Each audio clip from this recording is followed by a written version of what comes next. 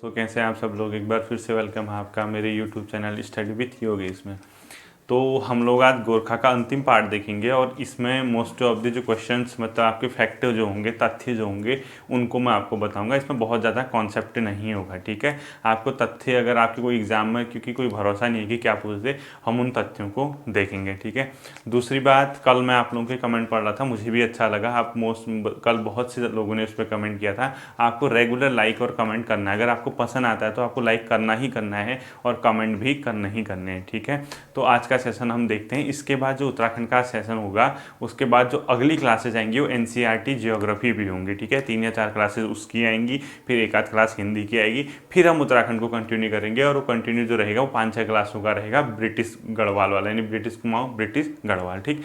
दूसरी बात, उम्मीद करता हूँ कि आप सभी लोग संडे के कुछ के लिए तैयार होंगे, यानी संडे को 8:30 बजे हम शाम को मिलेंगे लाइव। आप लोगों से रिक्वेस्ट करता हूँ आना, और उसमें मैं जो क्वेश्चन पूछूंगा, हर क्वेश्चन आपको मैसेज देगा। मैंने आपको पहले भी बता रखा है। तो आपको हर संडे को 8:30 बजे शाम को आना है। उसके टॉपिक मैंने आपको बता दिए हैं। जिसको वो टॉपिक नहीं पता है कि कौन से टॉपिक हैं, वो मेरे जो है यूट्यूब चैनल की कम्युनिटी टैब में जाके देख सकता है। वो 4-5 दिन पहले एक पोस्ट कर रखी है मैंने, वहाँ आपको दिख जाएगा, ठीक है। तो आज के सेशन की हम शुरुआत करते हैं। देखिए, अब रहे हैं फैक्ट। मेन चीज़ें हम पढ़ चुके हैं। सबसे पहला फैक्ट आप लोग नोट करना। इसमें क्या था, जैसे जो नेपाल था उनके द्वारा जो कुमाऊं और गढ़वाल पे अपने पदाधिकारी भेजे गए थे, उसमें सबसे प्रमुख और सबसे महान पदाधिकारी का नाम था अमर सिंह थापा, ठीक है। कौन था? अमर थापा, यानी अमर सिंह थापा लिखना है इसको, ठीक है। जो इसको ऐसे बनाना, आप नेपाल द्वारा कुमाऊं और गढ़वाल पे भेजा गया अपना सर्वोत्तम पदाधिकारी कौन था? अमर सिंह थापा था, ठीक है। इसने जो यहाँ पे शासन किया, लगभग वो 1804 से 1815 के आसपास है कि रहा, ठीक है, कुमाऊं और गढ़वाल के इलाकों में। और इसका जो मुख्य जो एरिया था, जहाँ पे ये क्या कर रहा था अपना, मतलब उसका नेतृत्व कर रहा था गोरखाओं का। तो जैसे सपोज ये उत्तराखंड का पोर्शन है, तो ये पोर्शन तो कौन सा होगा? कुमाऊं का, और इधर गढ़वाल का, और यहाँ हिमाचल। यानी जो अमर सिंह थापा था वो गढ़वाल और सतलज और यमुना के इलाकों में क्या कर रहा था? गोरखाओं की विजित का पताका फहरा रहा था, गोरखाओं का नेतृत्व कर रहा था, ठीक है। कौन? अमर सिंह थापा अपने आप में सबसे महानतम, मतलब सबसे बड़ा पदाधिकारी था। और इसको जो मतलब यहाँ पे पदाधिकारी का पद मिला था वो था काजी। क्या था? काजी, ठीक है। जैसे मैंने बताया था, इनके सैनिकों के अलग अलग पद थे, काजी था, सुब्बा था। तो उन्हीं काजियों में से अमर सिंह थापा सबसे बड़ा पदाधिकारी था जो उनने आए थे। और मतलब सबसे आप ये कहेंगे ग्रेटेस्ट टाइप का जो कह सकते हैं, कौन था? अमर सिंह थापा, ठीक। दूसरा फैक्ट आप लोग नोट कर लीजिए। जो अमर सिंह थापा था, इसके मतलब बाद ही एक और इनका शासक आता है, उसका नाम था रणजोर सिंह। कौन था? रणजोर सिंह। इस रणजोर सिंह को, क्योंकि ये सारी फैक्ट पे क्लास है, ठीक है, मैं बता दूंगा। इस रणजोर सिंह को दानवीर कर्ण की भी उपाधि दी जाती है, ठीक है, दानवीर कर्ण। और ये दानवीर कर्ण की उपाधि कौन देता है? मौला राम देता है, ठीक है, मौला राम। अगर आपसे ये पूछता है किस गोरखा पदाधिकारी को या किस गोरखा सैनिक को, जो भी, क्योंकि अभी मेन शासक तो नेपाल में बैठा था, यहाँ अपने सामंत टाइप की छोड़ जाता था, अपने पदाधिकारी भेजता था, सैन्य पदाधिकारी। आपसे अगर ये पूछता है मौलाराम द्वारा किस गोरखा पदाधिकारी को दानवीर कर्ण की उपाधि दी गई थी, वो था रणजोर सिंह, ठीक है। यानी रणजोर सिंह को दानवीर कर्ण की उपाधि मौलाराम ने दिया। मौलाराम उससे दानवीर कर्ण करके उसने संबोधित किया, किसको? रणजोर सिंह को। अब देखिए, आधे लोग ऐसे ही रटे जाते हैं, रणजोर सिंह, दानवीर कर्ण, पता भी तो होना चाहिए दानवीर कर्ण।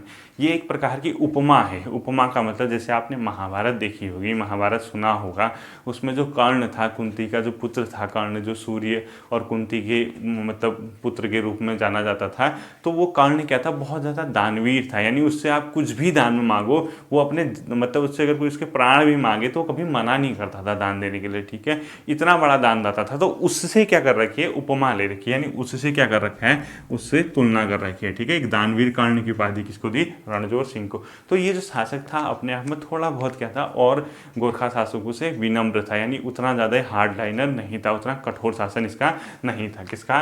रणजोर सिंह का, ठीक है। ये तो आपका दूसरा फैक्ट हो गया। इसके टाइम में इसने कुछ कर भी लगाए, जैसे आपको मोकर हो गया, जैसे क्या, कौन सा कर? मोकर हो गया, एक हो गया ढांकर हो गया, ठीक है, मोकर हो गया, ढांकर हो गया, मझारी हो गया, एक और लिख लीजिए मझारी, मझारी, ठीक है, एक हो गया ध्योकर, या घ्योकर जो भी लिखा होगा, ठीक है। मोकर, ढांकर, मझारी, घ्योकर, इस टाइप को जो कर लगाए थे, इसके अलावा इसने एक आध कर लगाया था, उसका नाम था जैसे सलामी भी इसने कर लगाया था। किसने? आपका रणजोर सिंह ने सलामी लिखी है। और सोनिया फागुन मैंने आपको कल पढ़ा दी है, ठीक है। सलामी कर भी चलता था उस टाइम पे, सलामी। और क्या था एक? सोनिया फागुन, मैंने कल बताया था आपको। ये इतने इंपॉर्टेंट है नहीं, आप बस ये लिख लीजिए कि इस टाइप के कर भी इसने क्या कर रखे थे, आपका रणजोर सिंह ने चला लगाए थे, यानी इसके शासन के टाइम वहाँ पे गढ़वाल में ये कर चल रहे थे, ठीक है। अब इसी ने शुरू किए थे, इससे पहले थे उसको ज़्यादा ध्यान नहीं दे रहे, मतलब इसके टाइम पे भी ये चीज़ें थी। अब जो मुझे लगता है व्यक्तिगत तौर पे आपका जो क्वेश्चन आ सकता है, वो जो क्वेश्चन आ सकता है आपका इससे, वो मैं आपको बताता हूँ, ठीक है। देखिए ये क्या लिखा मैंने, प्रद्युम्न शाह। क्या लिखा? प्रद्युम्न शाह। कौन था? गढ़वाल वंश का, जब ये गोरखा आए थे उससे पहले जो शासन कर रहा था प्रद्युम्न शाह था, यानी गोरखाओं की आगमन से पहले जो अंतिम पवार शासक था कौन था? वो प्रद्युम्न शाह था, ठीक है। ये जब शासन कर रहा था तो इसको पता है आपको, इसकी हत्या कर दी गई थी, खुड़बुड़ा के युद्ध में मारा गया था। तो गोरखा वो कलंक को खुद पे नहीं लेना चाहते थे, ठीक है। तो आपने एक और शब्द मैंने पढ़ाया था, मैंने आपको पढ़ाया था कड़ाई दीप। क्या पढ़ा था? कड़ाई दीप। ये क्या था? इनकी न्याय प्रणाली से संबंधित था। क्या करते थे? लोहे की कढ़ाई में गर्म तेल डाल के हाथ डाल देते थे, जिसका हाथ जला वो दोषी, नहीं जला तो वो दोषी नहीं होगा। अब बताइए, इतना अवैज्ञानिक चीज़ है। तो ये प्रद्युम्न शाह को इनने कड़ाई दीप का मतलब, प्रद्युम्न शाह की जब हत्या हुई थी, उस हत्या में अपना नाम नहीं लेना चाहते थे, तो एक महंत थे, ठीक है। महंत जो मतलब होते हैं, उस महंत का नाम था आपका क्या? हर सेवक। इन लोगों ने क्या किया? इस महंत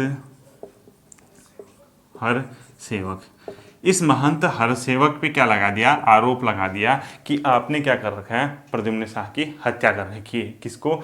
महंत हर सेवक को। और इस महंत हर सेवक को किसका सामना करवाया गया? कड़ाई दीप का। अब बताइए, कड़ाई दीप का सामना करवाएंगे, हाथ डलवाएंगे, किसी का भी हाथ डालेंगे उस गर्म तेल में तो किसी का भी जलना है भाई हाथ। तो इसका हाथ क्या हो गया? जल गया, और इसको अपराधी घोषित कर दिया। यानी अगर आपसे ये पूछता है किस महंत को प्रद्युम्न शाह की हत्या के आरोप में कड़ाई दीप का सामना करना पड़ा, आप क्या कहोगे? महंत हर सेवक। या आपसे ऐसा पूछ सकता है, महंत हर सेवक को कड़ाई दीप का सामना करने का मुख्य कारण क्या था? आप बताओगे प्रद्युम्न शाह की हत्या का आरोप। या आपसे क्वेश्चन पूछता है, महंत हर सेवक को कड़ाई दीप का सामना क्यों करवाया गया? तब भी आप कहोगे इसके प्रद्युम्न शाह की हत्या का आरोप, ठीक है। ये मुझे लगता है व्यक्तिगत तौर पे आपका इम्पोर्टेंट हो सकता है, ठीक है। ये क्वेश्चन आ सकता है आपके पेपर में कभी देखना, ठीक है। ये आपको समझ आ गया होगा, ठीक है। अगला देखिए क्या था, जो नीति और माणा के इलाके थे, यानी नीति की घाटी थी, माणा का इलाका था, यहाँ पे भोटांतिकों के साथ व्यापार होता था, यानी भोटांतिक व्यापार चलता था भोटियाओं के साथ। तो जो गढ़वाल के पवार राजवंश थे, उन लोगों ने टैक्स वगैरह कुछ सिस्टम में छूट दे रखी थी उन लोगों को, ठीक है। क्योंकि तिब्बत का व्यापार था, भोटियाओं के साथ व्यापार होता था, वो आना जाना करते थे। तो जब गोरखाओं को उनकी समृद्धि के बारे में पता चला, तो वहाँ भी वो पहुँच गए, उनके सैनिक की वहाँ लूटपाट मचाएं, वहाँ से भी जो है धन वन लूटें। तो एक पुल हुआ करता था, क्या कहता था? ब्रिज हुआ करता था, जो किसको जोड़ता था? यहाँ माणा गांव वालों को, आपका मतलब जो तिब्बत के व्यापार के साथ इनको जोड़ता था, ठीक है। यानी माणा और तिब्बत के इलाकों को आपस में जोड़ता था। जैसे ही गोरखाओं के आने की सूचना मिली, उन लोगों ने क्या कर दिया? इस पुल को ढहा दिया। किसने? आपका ये मतलब जो व्यापार करते थे, भोटांतिक व्यापार, भोटिया लोगों ने इस पुल को गिरा दिया ताकि गोरखा यहाँ न पहुँच सके। यानी कनेक्टिविटी क्या हो गई थी? टूट गई थी। अब कनेक्टिविटी टूटी तो उसका लॉस किसको होना था? इन्हीं को होना था जो व्यापार करते थे। बताओ, शीत ऋतु थी, गर्मी का टाइम आएगा, व्यापार होगा, जब कनेक्टिविटी टूट गई तो व्यापार कैसे होगा, ठीक है। तो मजबूर होकर इनको क्या करना पड़ा? गोरखाओं के सामने आत्मसमर्पण करना पड़ा, ठीक है। यानी भोटांतिकों द्वारा जो नीति और माणा के इलाके में व्यापार कर रहे थे, उन भोटांतिकों द्वारा आत्मसमर्पण जो किया गया वो इसी रणजोर सिंह के टाइम किया गया था, ठीक है। रणजोर सिंह, रणजोत या रणजोर जो भी लिखा हुआ है, ठीक है। आपसे अगर ये पूछते हैं भोटांतिक व्यापार के दौरान कौन सा गोरखा शासक था जिसके समय उन भोटियाओं ने आत्मसमर्पण किया, तो आप क्या बताओगे? रणजोर सिंह का नाम बताओगे, ठीक है। अब देख लिए अगला फैक्ट क्या होता है। जो दून की घाटी थी, दून के इलाके थे, अब गोरखा जब आए थे, अंग्रेज वगैरह भी मतलब चल रहे थे यहाँ पे धीरे धीरे, तो यहाँ पे कृषि वगैरह का कार्य खत्म हो चुका था। मतलब एक प्रकार की उपजाऊ भूमि को इन्होंने खत्म कर दिया था, चल नहीं पा रहा था, कृषि क्षेत्र में काम नहीं हो पा रहा था। तो इनका एक शासक आया, मतलब आपका पदाधिकारी आया, उसका नाम मैंने बताया आपको, चौतरिया। क्या आया? हस्तिदल चौतरिया। ठीक है, इस हस्तिदल चौतरिया ने क्या किया, जो दून घाटी का इलाका था, ठीक है, दून घाटी या दून उपत्यका लिखा होगा, ठीक है, क्या लिखा होगा, जो भी लिखा होगा, ठीक है, दून उपत्यका, इस दून घाटी के इलाके में कृषि को क्या किया, समृद्ध करने का प्रयास किया, कृषि क्षेत्र में सुधार करने का प्रयास किया। वो किसने किया, हस्तिदल चौतरिया। यानी दून उपत्यका में कृषि कार्य को सुप्रबंधित करने का, प्रबंधित करने का कार्य किसने किया, पूछता है आपसे, तो वो था हस्तिदल चौतरिया। और इसी के समय जो हरिसेवक था, जिसका आग जला के हाथ जला दिया था, मतलब वो तेल में हाथ डाल के जलवा दिया था जिसको, उस हरिसेवक को दोबारा से क्या मिली थी, यहाँ पे इसको इज्जत मिली थी। ठीक है, क्योंकि इसने क्या किया, जैसे कृषि वगैरह का काम करते थे महंत हंत के, मतलब जो महंत लोग थे, इन्हीं की मोस्ट ऑफ द जमीन हुआ करती थी उन इलाकों में। ठीक है, वो क्या हो गई थी, बंजर हो चुकी थी। तो हस्तिदल चौतरिया ने क्या किया, दून घाटी के इलाकों में आपका कृषि कार्य का सुप्रबंधन किया, दोबारा से उसको चालू करवाया, और जो हरिसेवक था इसको पुनः क्या मिली, उस मतलब वहाँ के इलाकों में इज्जत देना प्रारंभ कर दिया। ठीक है, इसको आपको ध्यान रखना होगा। ठीक है, हस्तिदल चौतरिया ने कृषि का प्रबंधन दून घाटी के इलाकों में।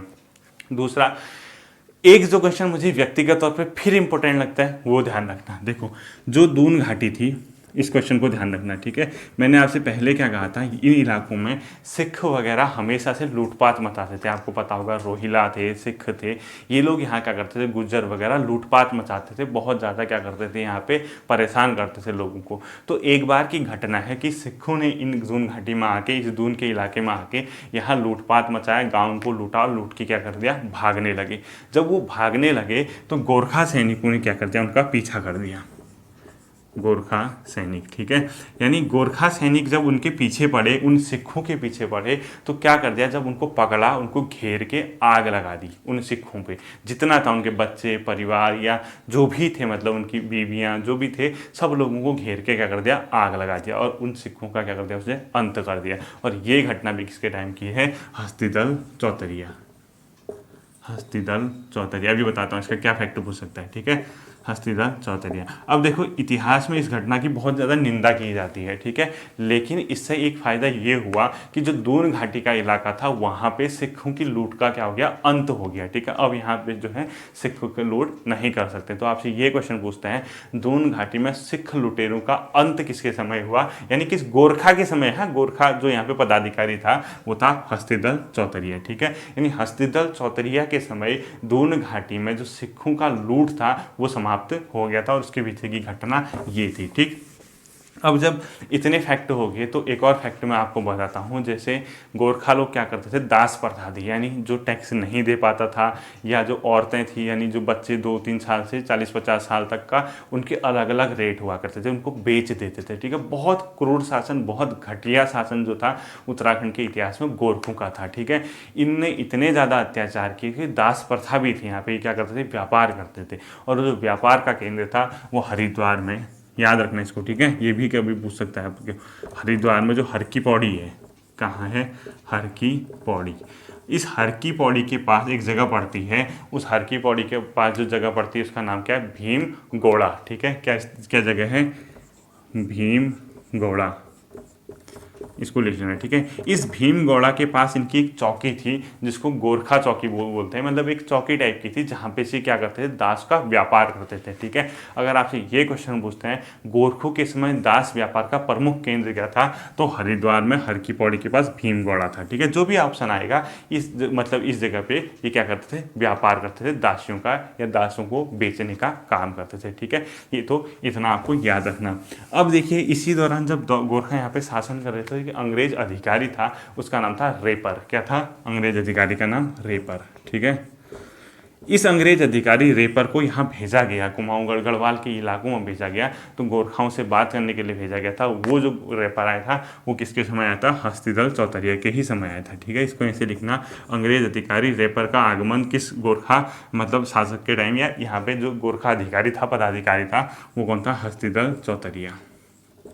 ठीक है, यानी हस्तिदल चौतरिया के समय ही ये कौन आया था, रेपर यहाँ पे आया था। ठीक है, क्यों आया था, क्या आया था, वो अभी जब हम वो पढ़ेंगे ब्रिटिश गढ़वाल वगैरह, वो तब देखेंगे। ठीक है, अगला जो फैक्ट है, एक इनका एक शासक, ऐसी एक वो पदाधिकारी था, उसका नाम था भैरो थापा। भैरो थापा, ठीक है।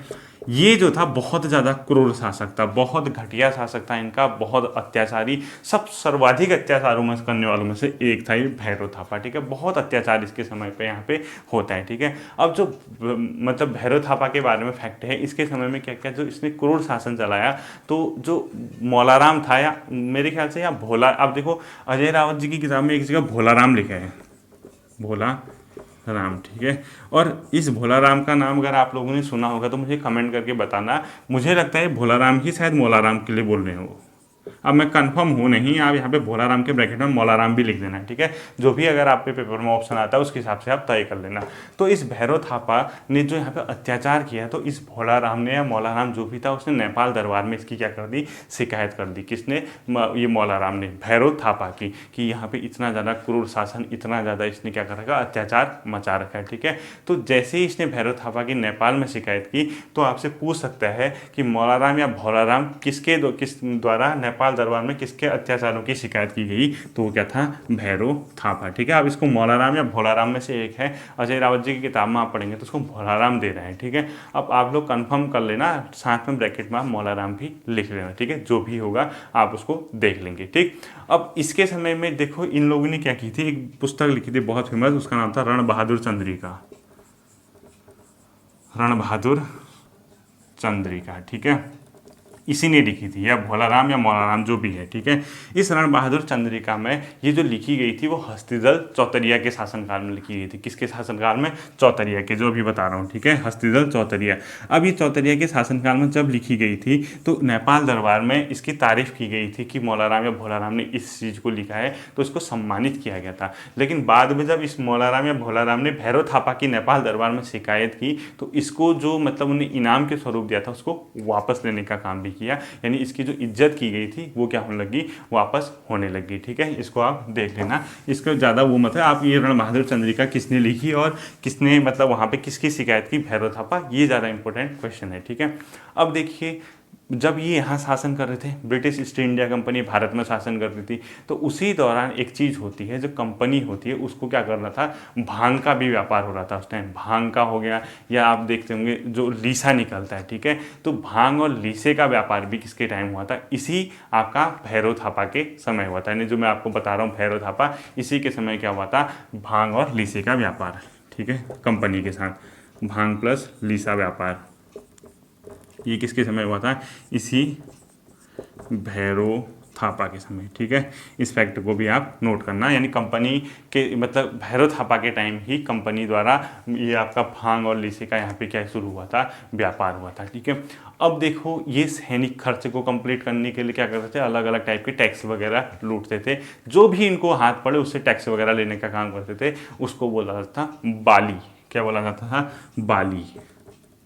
अगर आपसे ये पूछता है गोरखा शासन में बाली का संबंध किससे था, आप क्या कहोगे, बाली एक प्रकार का सैनिकों द्वारा मनमाने ढंग से मतलब आपका क्या लिया जाता था, जो टैक्स लिया जाता था उसको बाली बोला जाता था, ठीक है। इसके आगे को जो होता है वो आपको मैं बताता हूँ।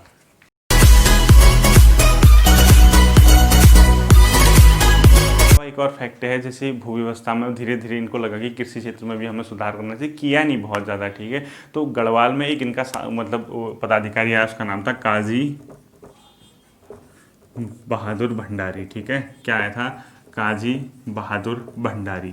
इस काजी बहादुर भंडारी ने क्या किया, गढ़वाल में जो उर्वरक भूमि थी उसको 5 भागों में क्या कर दिया, डिवाइड कर दिया। यानी उर्वरक भूमि को 5 कैटेगरी में डिवाइड करने वाला कृषि सुधार हेतु कौन था, गोरखा मतलब पदाधिकारी वो था कौन, काजी बहादुर भंडारी था, ठीक है। अब इसके समय में एक और घटना होती है, जो मौलाराम को इन लोगों ने जागीर दी थी, ठीक है, वो वापस ले ली। किसने, नेपाल मतलब जो सरकार थी या नेपालियों ने जो थी मौलाराम को दी गई जागीर को वापस भी लिया इसके समय में। और मौलाराम को कुछ मिलता था, एक नजराना टाइप का, वो 1 रुपया हुआ करता था पहले, ठीक है। उसको घटा के क्या कर दिया, 8 आना कर दिया। क्या कर दिया, 8 आना, ठीक है। यानी मौलाराम को जो ये लोग क्या करते थे, 1 रुपये की सैनिक मतलब सैनिकों के यहाँ पे कुछ देते होंगे, कोई दस्तूर टाइप का होगा, वो 1 रुपया था, वो क्या हो गया, अब घटा के 8 आना कर दिया। वो काजी बहादुर भंडारी के समय हुआ, ठीक है। इससे आगे अब देखते हैं। ये जो घटनाएं थी वो आपको मैं बताता हूँ, ठीक है।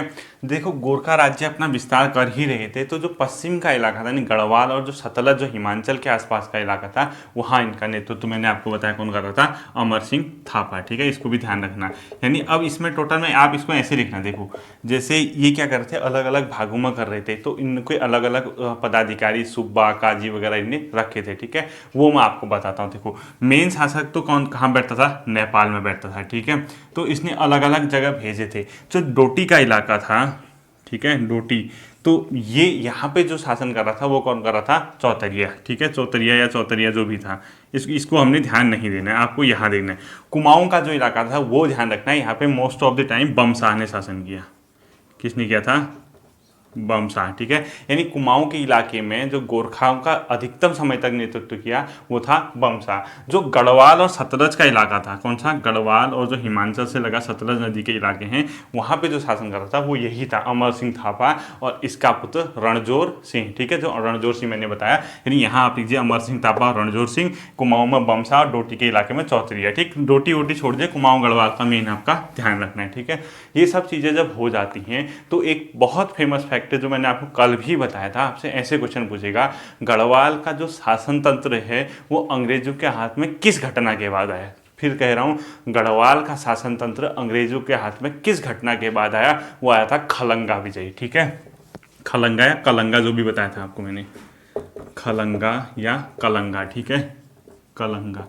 ये कलंगा विजय की घटना है। खलंगा विजय की घटना कब हुई थी आप लोगों को पता है, इस घटना की डेट थी 30 नवंबर 1814, ठीक है। ये भी मुझे लगता है कि व्यक्तिगत तौर पे ये क्वेश्चन आ सकता है, ठीक है। ये ऐसे भी पूछ सकता है कि जो गढ़वाल पे अंग्रेजों का अधिकार था गोरखों के साथ, किस घटना के बाद सामने आता है, वो खलंगा या कलंगा विजय के उपरांत, और ये कब हुआ था, 30 नवंबर 1814 को हुआ था, ठीक है। जब ये घटना हुई थी, अब गढ़वाल पे कौन आगे थे, अंग्रेज आगे थे। यानी खलंगा विजय के बाद जो गढ़वाल का पश्चिमी भाग था, सपोज ये गढ़वाल है, इसका जो ये वाला पोर्शन था, देहरादून वगैरह का इलाका, हरिद्वार वगैरह इलाका, ये सब इलाके में पश्चिमी भाग में तो इनने अंग्रेजों ने शासन किया, ठीक। और जो शेष भाग था, जो बचा हुआ भाग था, वो दे दिया टिहरी रियासत, जिसको बाद में बोला गया उसके राजा सुदर्शन शाह को, ठीक है। वो इसी के बाद हुआ था, ठीक है। यानी सुदर्शन शाह को इसका शेष भाग दे दिया गया।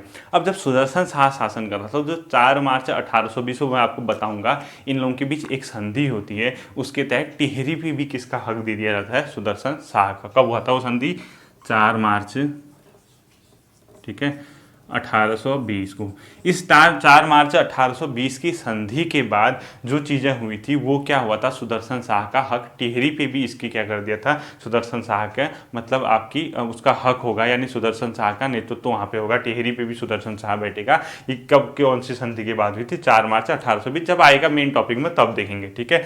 बाद में क्या करते थे अंग्रेज लोग, अपनी इनकी स्टार्टिंग राजधानी आपको पता है, जो अंग्रेजों की राजधानी थी वो श्रीनगर में थी। अब श्रीनगर के घाटी के इलाके में बहुत ज़्यादा गर्मी होती श्रीनगर में, ठीक है।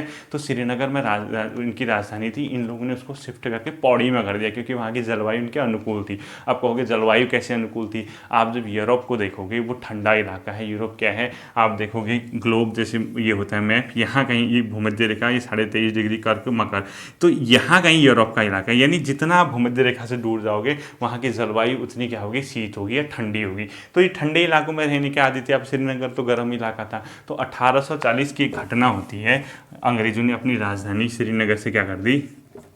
अब फैक्ट 40 है 39 है वो छोड़ देना, जब मैं मेन टॉपिक में आऊँगा बताऊँगा, संभवतः 39-40 के आसपास ही है, ठीक है।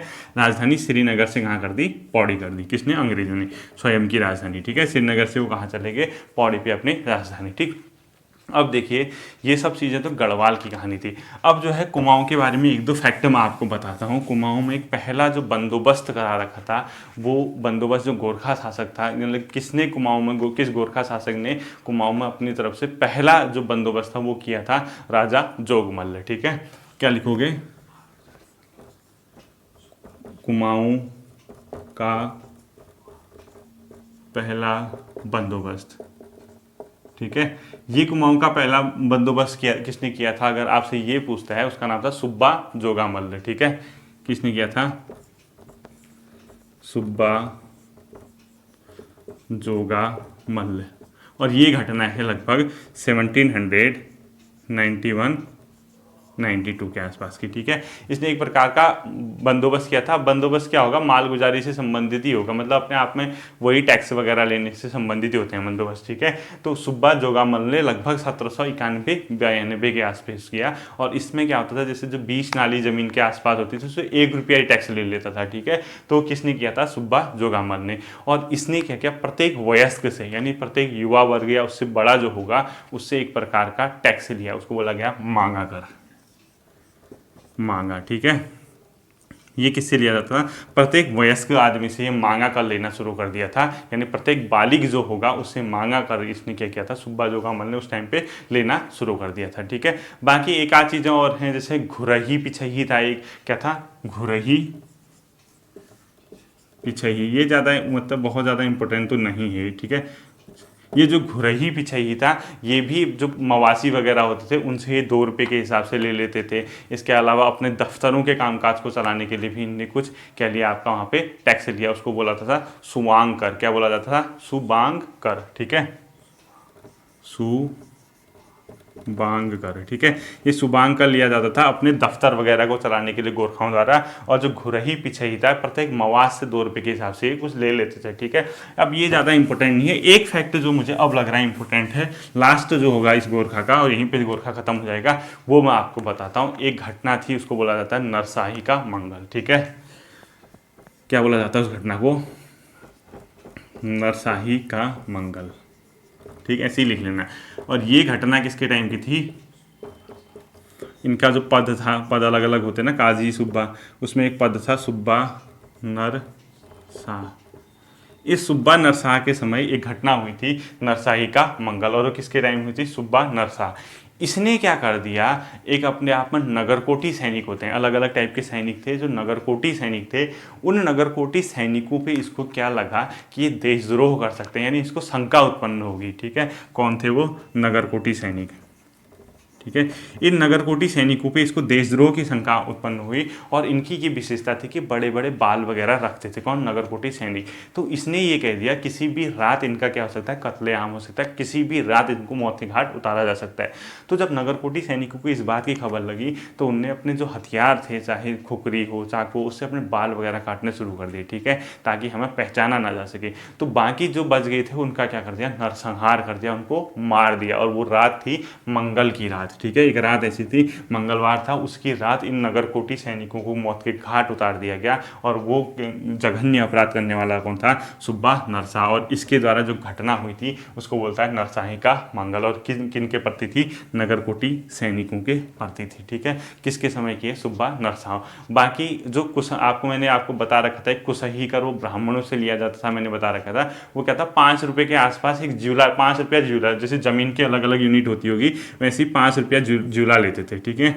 ये भी कोई शायद संभवतः यूनिट होती होगी ज़मीन वगैरह की, उसके 5 रुपये के हिसाब से, 5 रुपया प्रति ज्यूला के हिसाब से ब्राह्मणों से कुसही नामक कर लिया जाता था। और ये जो ब्राह्मण थे इनके मतलब जो जैसे उपाध्याय हो गया, मिश्रा हो गया, इनके अपने खास ब्राह्मण थे। बाकी जो ब्राह्मण बचे उनमें से कुछ खास कैटेगरी के ब्राह्मणों से लिया जाता होगा। तो ये 5 रुपया ज्यूला था, ठीक है।